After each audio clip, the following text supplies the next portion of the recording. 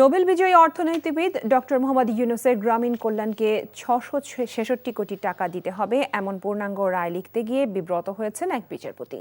আর ৪ August দেওয়ার রায় প্রত্যাহার করে নিয়েছে হাইকোর্ট। নথি পাঠানো হয়েছে প্রধান বিচারপতির কাছে।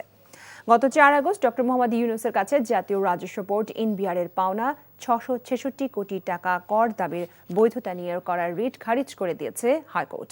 বিচারপতি মোহাম্মদ খুরশিদ আলম সরকার ও বিচারপতি সর্দার মোহাম্মদ রাশেদ জাহাঙ্গীরের সমন্বয়ে গঠিত হাইকোর্ট বেঞ্চ এ রায় দেন। এর ফলে ডক্টর ইউনূসকে ওই পরিমাণ টাকা সরকারকে পরিশোধ করার কথা ছিল। এর আগে গত ১১ মার্চ ডক্টর ইউনূসের গ্রামীণ কল্যাণের ৬৬৬ কোটি টাকা কর ফাঁকি মামলা ৩ মাসের মধ্যে নিষ্পত্তি করতে হাইকোর্টকে নির্দেশ দেয় আপিল বিভাগ।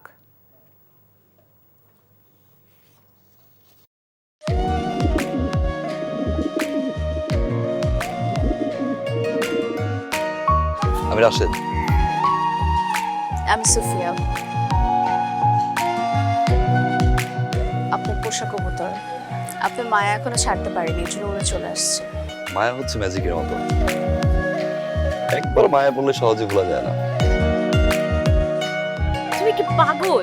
আমি পাগল তো। সুফিয়া,